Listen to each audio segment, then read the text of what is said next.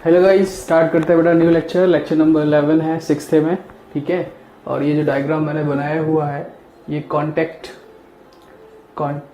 Process के लिए है, जो लास्ट क्लास में हमने जहाँ पर छोड़ा हुआ था।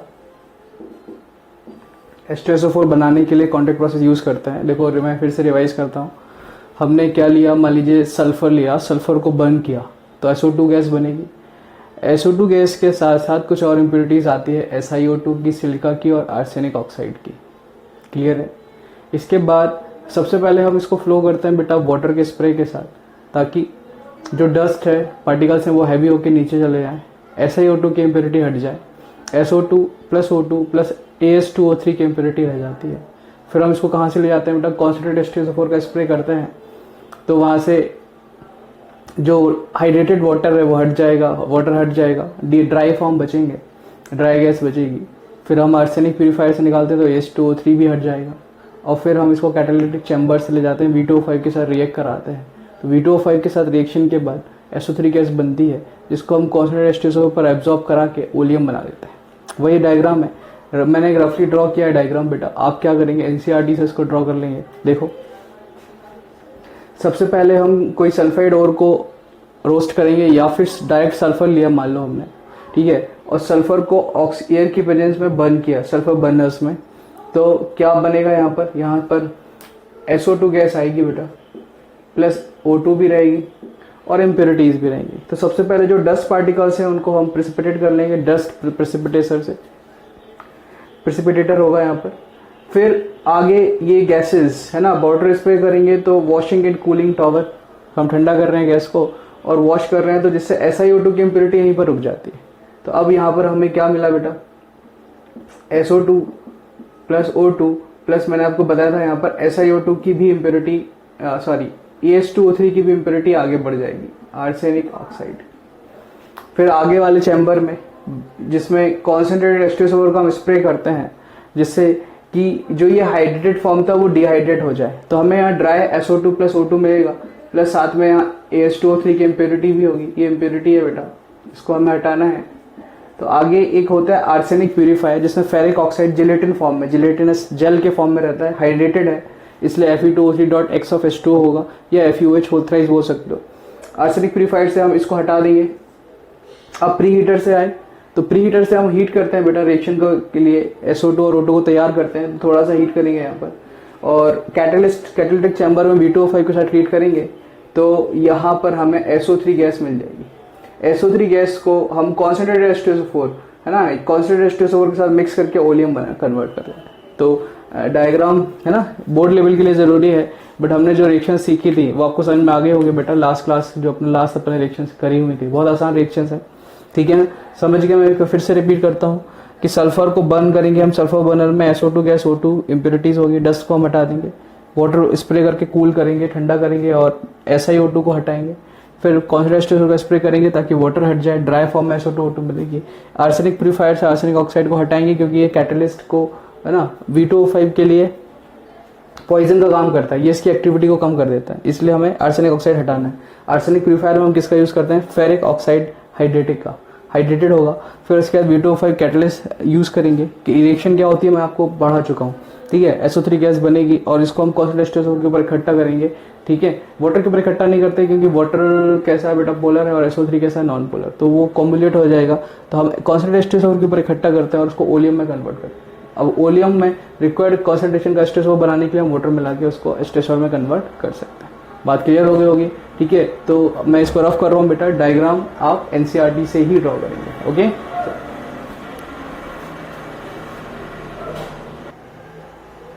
हाँ भाई, तो प्रिपरेशन मेथड आपको क्लियरली समझ में आ गया होगा। अब मैं प्रॉपर्टीज की बात करूंगा, ठीक है। तो इसका फर्स्ट पॉइंट क्या है बेटा, प्रॉपर्टीज में नोट करना कि ये, इसको हम ऑयल ऑफ विट्रियोल के नाम से भी जानते हैं ना, ये कॉमन नेम याद रखना बेटा, oil of vitriol, king of chemicals है।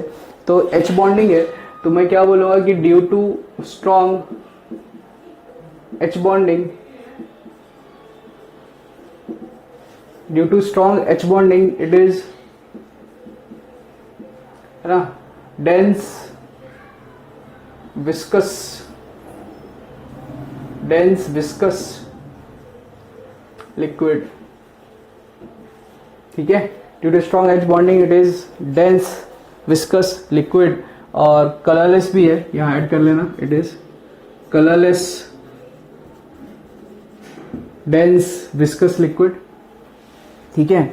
दूसरा पॉइंट क्या है, एक स्ट्रॉन्ग एसिड है, स्ट्रॉन्ग एसिड, ठीक है। अगर एसिडिक नेचर हम देखें इसका तो H2SO4 डिसोसिएट होके ना, हम ऐसे भी कर सकते हैं, पहले H प्लस और HSO4 माइनस बनाएगा K1, और जो HSO4 माइनस है आपका ये फिर K2, H प्लस और SO4 2 माइनस।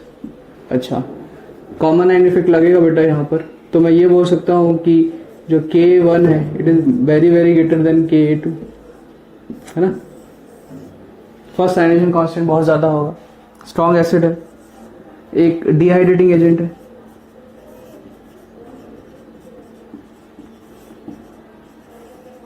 डिहाइड्रेटिंग एजेंट है ना, कॉन्सेंट्रेटेड H2SO4 डिहाइड्रेटिंग एजेंट है। कैसे, आपके पास कंपाउंड है मान लीजिए कोई, और उसमें वाटर है, हाइड्रेटेड है, ठीक है, तो हम कॉन्सेंट्रेटेड H2SO4 लेता है, कॉन्सेंट्रेटेड H2SO4 ये वाटर को हटा के ड्राई कंपाउंड में कन्वर्ट कर देता है,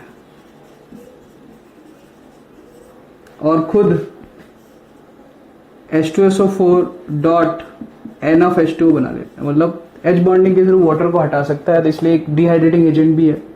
स्ट्रॉन्ग एसिड हो गया, डिहाइड्रेटिंग एजेंट हो गया। पहले हमने देख लिया कि स्ट्रॉन्ग H बॉन्डिंग की वजह से ये कलरलेस है और डेंस विस्कस लिक्विड है बेटा, है ना, विस्कोसिटी बहुत ज्यादा है इसकी। नेक्स्ट हम ले लेते हैं ऑक्सीडाइजिंग पावर, देखो ऑक्सीडाइजिंग पावर,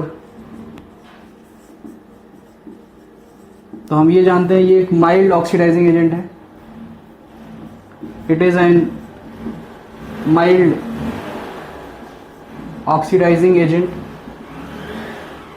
है ना, it is an mild oxidising agent. Oxidising power की बात करें तो सबसे ज्यादा F2, है ना, और या फिर मैं F2 छोड़ दूं, यहाँ Cl2 ले लेता हूं, Cl2, फिर आपके पास आता है बेटा कॉन्सेंट्रेटेड HNO3, फिर आता है कॉन्सेंट्रेटेड H2SO4, और फिर आता है आपके पास Br2। मतलब ये Br2 से तो ज्यादा ऑक्सीडाइजिंग है, बट क्लोरीन से कम ऑक्सीडाइजिंग है, ठीक है। तो ये याद रखेंगे, ऑक्सीडाइजिंग पावर का ऑर्डर है, ठीक है।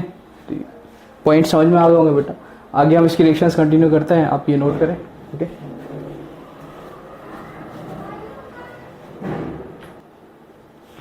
ओके, बेटा नोट कर लिया होगा।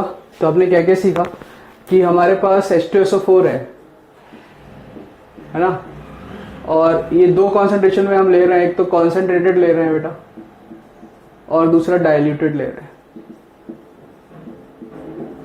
तो कॉन्सेंट्रेटेड H2SO4 एक एसिड है, एसिड की तरह बिहेव कर सकता है, एक ऑक्सीडाइजिंग एजेंट है ना, और थर्ड हम बोल सकते हैं कि ये एक डिहाइड्रेटिंग एजेंट है।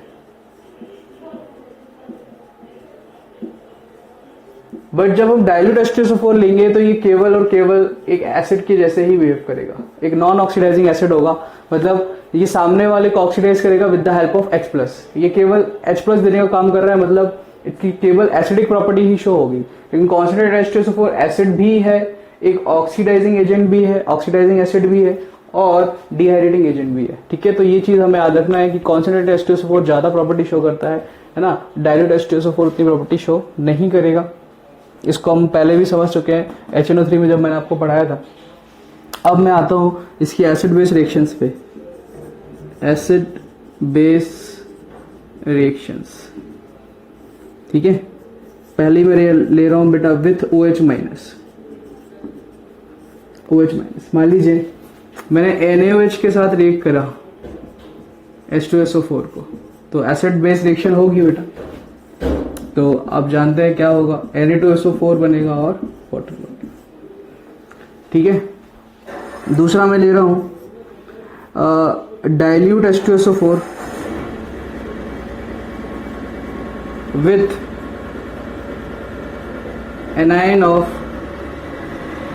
वीक एसिड, है ना, with anion of weak acid.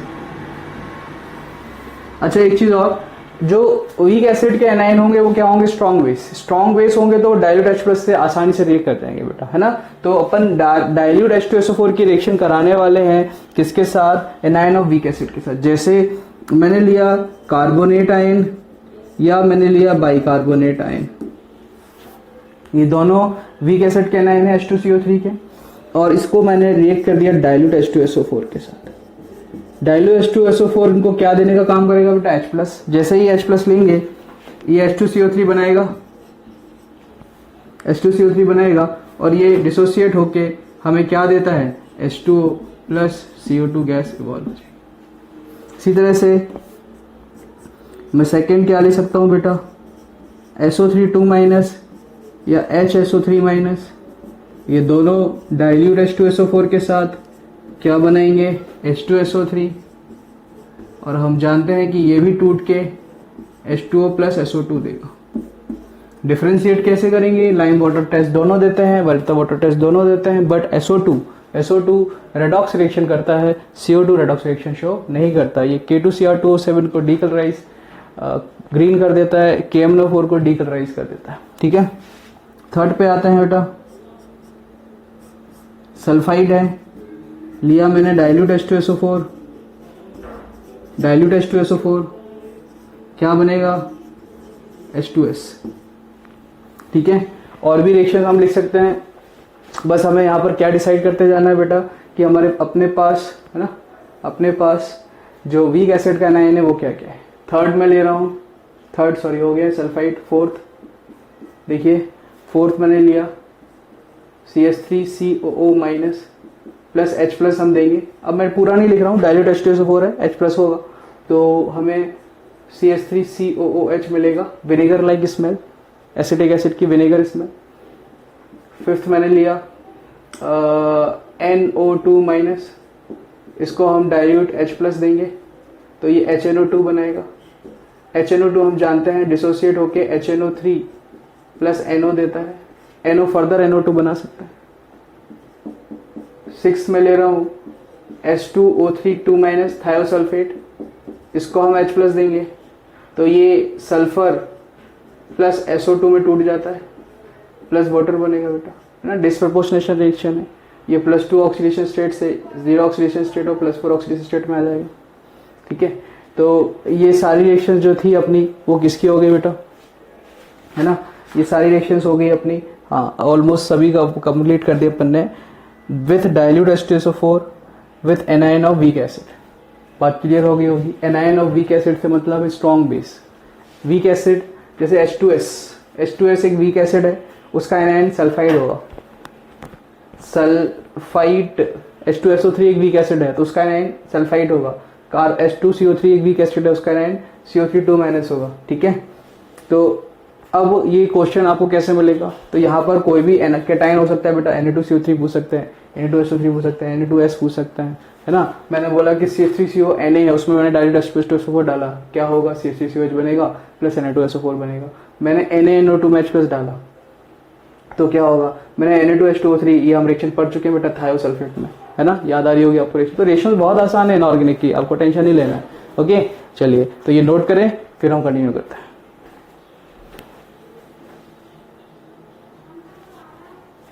चलिए नोट कर लिया बेटा।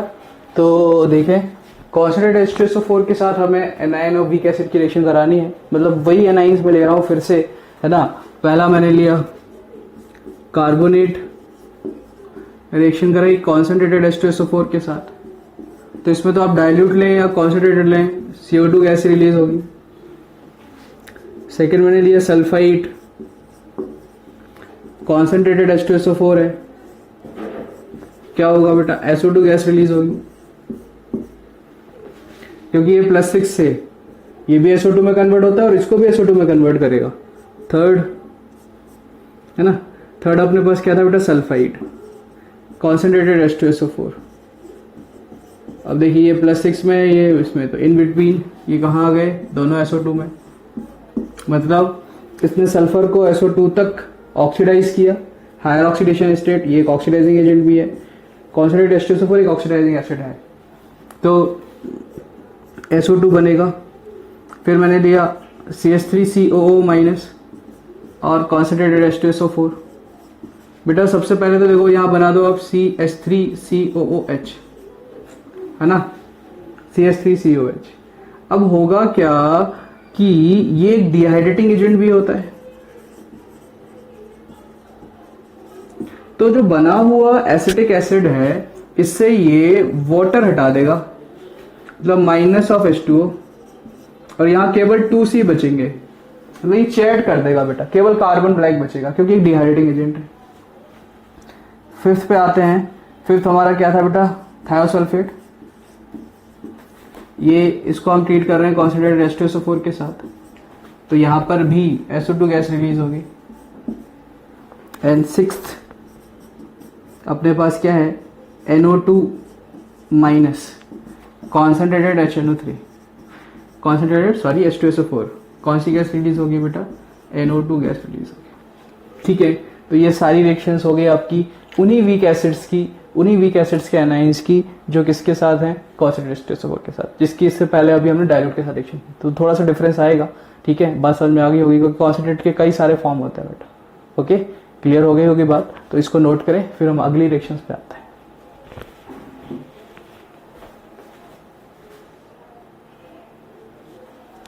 ओके स्टूडेंट्स, है ना बेटा, नोट कर लिया।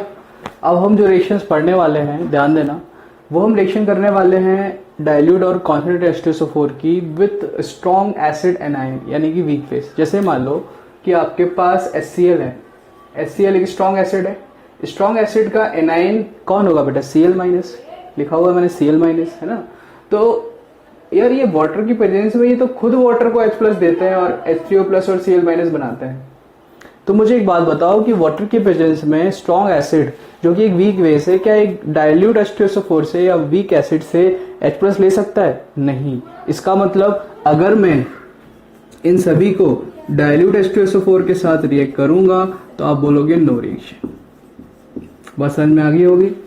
वाटर की प्रेजेंस में डाइल्यूट H2SO4 मतलब वाटर बहुत ज्यादा है, एसिड H प्लस कम है, तो ये तो खुद वाटर को H प्लस देते हैं, तो वाटर की प्रेजेंस में ये H प्लस गेन नहीं कर सकते। बात समझ में आ गई होगी आपको। तो इनकी रिएक्शंस नहीं होगी, या फिर हम ऐसा बोलें कि weak acid dilute H2SO4 strong acid नहीं बनाएगा।